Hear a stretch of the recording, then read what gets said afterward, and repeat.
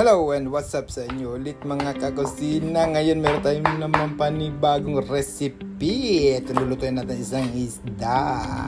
Alright, sa mga health conscious dyan, ito tamang-tama ang recipe nito. Sundan nyo na lang at wala itong mantika. Yan, simulan natin dito sa ating bawang. Pilipit natin. Alright, para mabilis balatan. Ayan, balatan mo yan. Sige, tiyagain mo yung maliit na yan. Alright, saka chop-chopin natin ng maliliit. At pagkatapos na rin chop-chopin yan ng ganyan, maliliit. Dice ang tawag nila dyan. Hindi yan yung ginagamit pang laro sa kanto. Yan ay dice chop. Alright, sunod na natin itong ating sibuyas. Kung inyo mapapansin, lagi ko munang tinatanggalan dalawang dulo bago ito balatan. Ayan, para walang kahirap-hirap. Napakasimpleng tricks lang yan, kakusina. Alright, baby. Yan. So, i-cut natin siya ng cross. Alright, ganyan lang yan. Itabi. Ayan, bawang sibuyas. Ngayon, kunin na natin itong ating luya. So, pag nagluluto kayo ng isda, mas mainam na meron tayong luya. Alright, so ang luya ay nagpapatanggal ng lansa ng ating isda. Alright, baby. Ngayon, iwain natin yan sa 4. Alright, 1, 2, 3, 4 mga kakusina at pitpitin natin sila isa-isa. Yan, pitpitin mo yan. Huli na lang yung pinitpit na ang luya. Alright, chopin natin ng konti. Huwag masyadong maliit. Alright, baby. Ngayon, ito na ang ating mahiwagang kawali. Huwag nyo napansinin yung itim sa gilid dahil mahirap yung hirap tanggalin yan. Ngayon, ilagay na natin lahat na ating chinap-chop. Yung bawang, sibuyas at luya, baby.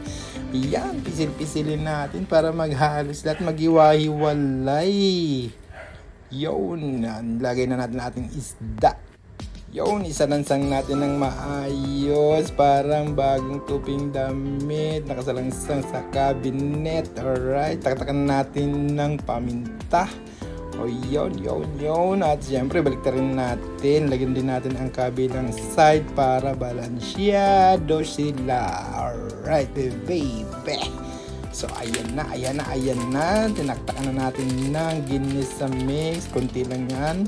Pagpasensya nyo na at mukhang wala ng laman. Kaya pinitik natin yan. Alright, baby. Ito na yun ang ating may wagang sikreto. So, lalagyan natin siya ng North Seasoning. Alright. Siyempre, magkabilaan para balansyado. Walang lamangan. Alright, so eto na, ayan na, nalagyan na natin guys. So alright, baby, yun, halaluin natin, spread natin.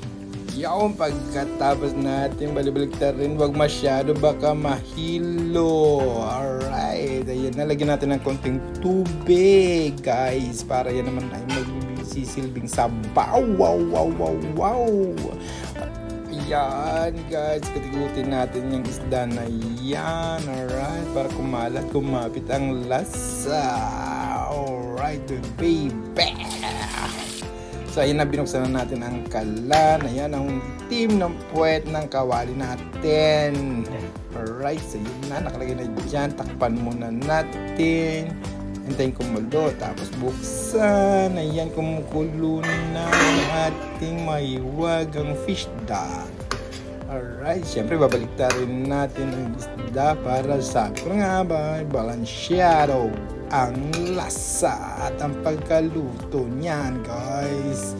So yan, binabaliktad na, may isa pa ang kulit, ayaw sumama. Hoy, sumama ka na, bumaliktad ka na. Ayan, nadudurog na, mapaway ka.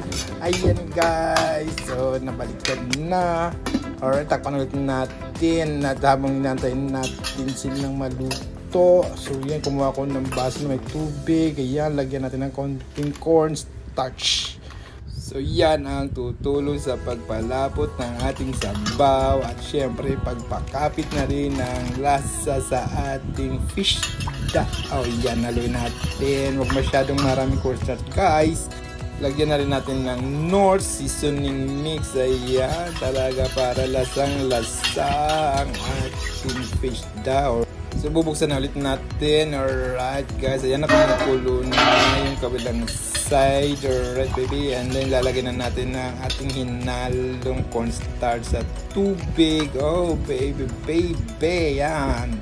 Sige, tapos hahaluin natin yan hanggang makuha natin yung tamang lapot ng sabaw. Alright, tapos na. Ayan na ang ating finished product guys. So yan, napakalasa niya, napakasarap, perfect yan sa mga health conscious na gusto walang oil. Maraming salamat sa panonood. Alright baby.